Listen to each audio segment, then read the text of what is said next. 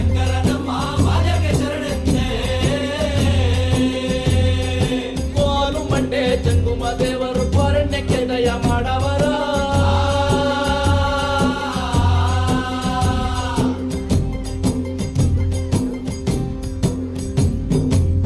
ಇಲ್ಲಿ ಕುಂತಿರೋ ನಿಂತಿರೋ ಹಿರಿಯರು ಕಿರಿಯರು ಮಕ್ಕಳು ಮರಿಗಳಿಗೆಲ್ಲ ಶರಣರಪ್ಪ ಶರಣು.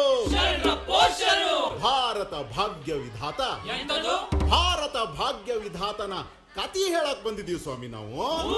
ಹಿಂಗಂತ ಆಡೋರು ಮತ್ ನೋಡೋರ್ ನಡುವೆ ಒಂದ್ ಒಪ್ಪಂದ ಮಾಡ್ಕೊಂಡು ಶುರು ಮಾಡೋಣ ಸ್ವಾಮಿ ನಾವು ಮಾಟನ.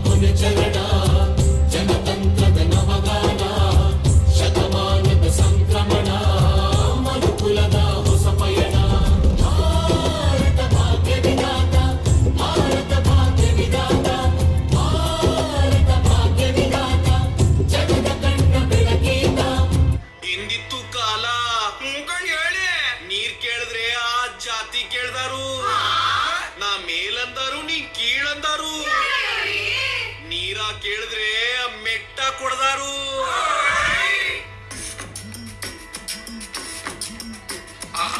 ಕೇಳಿನ ನಂಜನು ನೀರಿಗೆ ಸುರಿದರು. ಹಿಂದಿತ್ತು ಕಾಲ ಮನುಜಾನ ನಂಜು ತನ್ನನ್ನೇ ಸುಟ್ಟಿತು. ಆಮೇಲೆ ಕಾಲಕ್ರಮೇಣ ಒಂದೊಂದಾಗಿ ಒಬ್ಬೊಬ್ಬರಾಗಿ ಸಮಾನತೆ ಹರಿಕಾರರು ಬಂದು ಈ ಪಾಪ ತೊಳೆದ್ರು. ಆದ್ರೆ ಇದನ್ನ ಸಂಪೂರ್ಣವಾಗಿ ಎದುರು ಹಾಕಿಕೊಂಡು ಹೋರಾಡಿದವರು ನನ್ನ ಒಡೆಯ ಹಿರಿಯ ಈ ಭಾರತ ದೇಶದ ಭಾಗ್ಯ ವಿಧಾತ.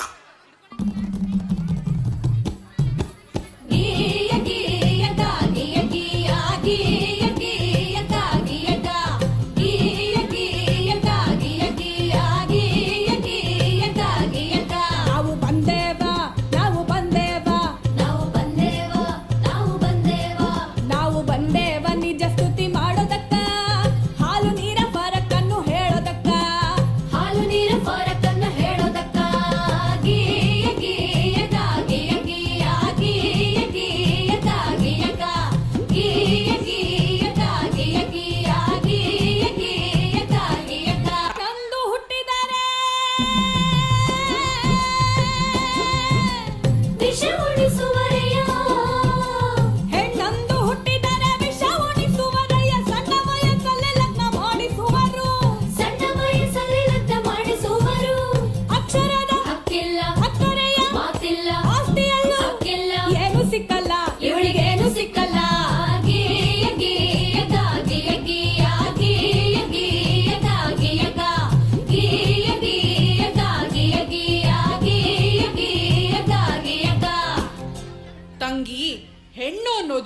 ಸಮಾಜದಲ್ಲಿ ಒಂದು ಜೀವಿಯಾಗಿರ್ಲಿಲ್ಲ.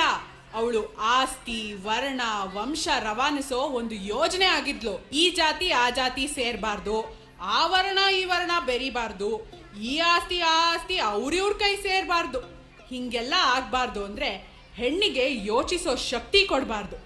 ಹಾಗೆ ಅವಳಿಗೆ ಒಪ್ಪಿಗೆ ಇದೆಯೋ ಇಲ್ವೋ, ಅವಳ ಬುದ್ಧಿ ಮತ್ತು ಮೈ ಮಾಗಿದೆಯೋ ಇಲ್ವೋ, ಅವಳಿಗೆ ಜಾತಿಯಲ್ಲೇ ಮದುವೆ ಮಾಡಿಸ್ಬಿಡೋದು. ಹೆಣ್ಣು ಆಸ್ತಿ ತಗೋ ಬರ್ತಾಳೆ. ಹಾಗಾಗಿ ಒಬ್ಬ ಗಂಡಿಗೆ ಹೆಚ್ಚೆಚ್ಚು ಮದುವೆ ಮಾಡಿಸಿದಷ್ಟು ಹೆಚ್ಚೆಚ್ಚು ಆಸ್ತಿ ಬರುತ್ತೆ. ಒಂದ್ ವೇಳೆ ಗಂಡ ಸತ್ರೆ ಅವಳು ನಿನ್ಯಾವ ಗಂಡು ನೋಡದೆ ಇರ್ಲಿ, ಹಾಗ ಅವಳು ಬೇರೆ ಸಂಸಾರ ಮಾಡದೇ ಇರ್ಲಿ ಅಂತ ಅವಳು ತಲೆ ಬೋಳಿಸ್ತಿದ್ರು. ಅವಳು ಮನೆ ಬಿಟ್ಟು ಆಚೆನೆ ಬರಂಗಿರ್ಲಿಲ್ಲ. ಹೇ ನನ್ನಪ್ಪ ಸರ್ದಾರ ಗುಡುಗಿದನಯ್ಯ ಗುಡುಗಿದನಯ್ಯ ಸಭೆಯಲ್ಲಿ ಹಿಂದಿನ ಹೆಸರಿಗೆ ತೊಳೆದಾನಯ್ಯ ತೊಳೆದಾನಯ್ಯ.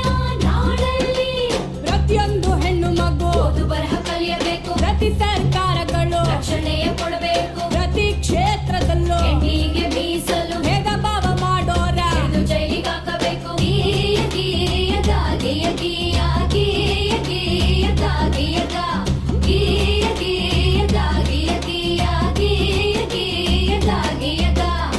ಅದು ಅಲ್ಲದೆ ನನ್ನ ತಂಗಿ ಕೇಳೆ ಹೊನ್ನ ಮದರಂಗಿ, ಪ್ರತಿಯೊಂದು ಕ್ಷೇತ್ರದಲ್ಲೂ ಹೆಣ್ಣಿಗೆ ರಕ್ಷಣೆ ಇರಬೇಕು.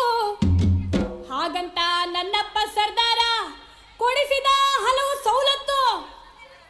ಪ್ರತಿ ಕಾರ್ಖಾನೆಯಲ್ಲೂ ಪ್ರತ್ಯೇಕ ಶೌಚಾಲಯ, ಪ್ರತಿಯೊಂದು ಕೆಲಸಕ್ಕೂ ಸಮನಾದ ವೇತನ, ಹೆರಿಗೆ ರಜೆಯನ್ನು ತಪ್ಪದೇ ನೀಡಬೇಕು. ಹೆಣ್ಣು ಶಿಶು ಹತ್ಯೆ ಇನ್ನು ಮುಂದೆ ನಿಷಿದ್ಧ. ಹೆಣ್ಣಿನ ಶೋಷಣೆಗೆ ಜೈಲೇ ಶತಸಿದ್ಧ.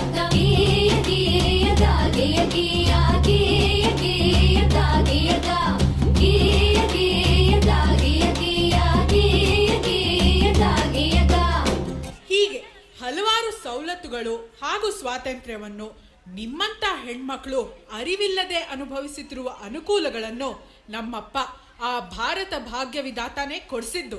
ಹೆಣ್ಣು ಮಕ್ಕಳಿಗೆ ಆಸ್ತಿಯಲ್ಲೂ ಹಕ್ಕುಂಟು. ಗಂಡು ಹೆಣ್ಣು ಎಂಬ ಭೇದಕ್ಕಿನ್ನೆಲ್ಲಿ ಎಡೆಯುಂಟು. ಕಳೆದೋಯ್ತು ಹಳೆ ಕಾಲ, ಬರ್ತೈತೆ ಹೊಸ ಸುಗ್ಗಿ. ಪ್ರತಿಯೊಬ್ಬ ಪ್ರಜೆ ಈಗ ನಿಂತನೋ ಎದೆ ಹಿಗ್ಗಿ. ಪ್ರತಿಯೊಬ್ಬ ಪ್ರಜೆ ಈಗ ನಿಂತನೋ ಎದೆ ಹಿಗ್ಗಿ. ಪ್ರತಿಯೊಬ್ಬ ಪ್ರಜೆ ಈಗ ನಿಂತನೋ ಎದೆ ಹಿಗ್ಗಿ.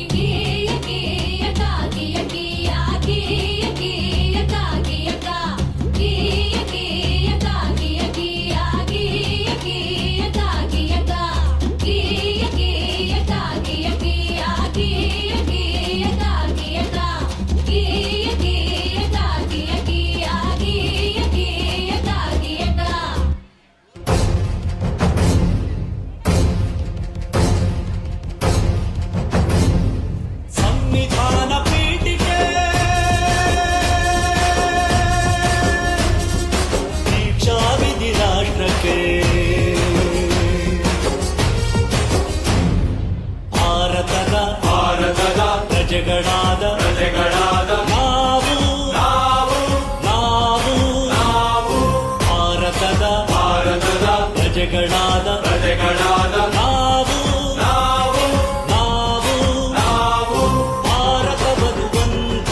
ಭಾರತವನ್ನು ಒಂದು ಸಾರ್ವಭೌಮ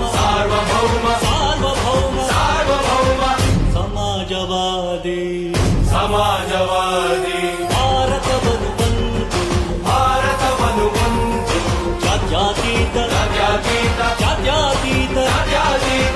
ಪ್ರಜಾಸತ್ತಾತ್ಮಕ ಗಣರಾಜ್ಯವನ್ನಾಗಿ ರೂಪಿಸುವುದಕ್ಕಾಗಿ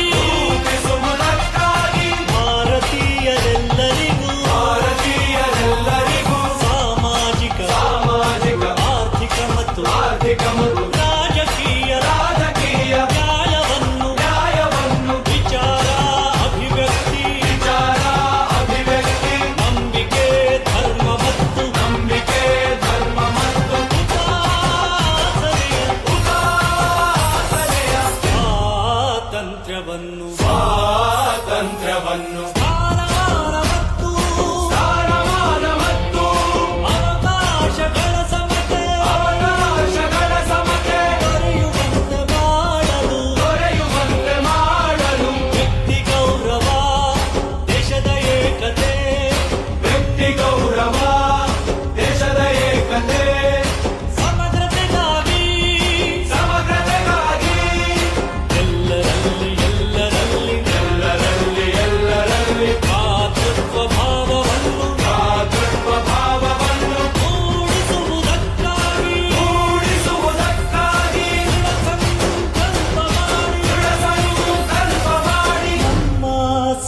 ಸಂವಿಧಾನ ಸಭೆಯಲ್ಲಿ ನಮ್ಮ ಸಂವಿಧಾನ ಸಭೆಯಲ್ಲಿ 1949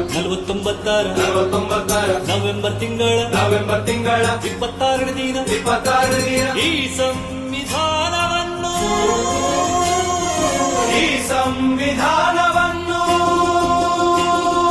ನಮಗೆ ನಾವೇ ಅರ್ಪಿಸಿಕೊಂಡು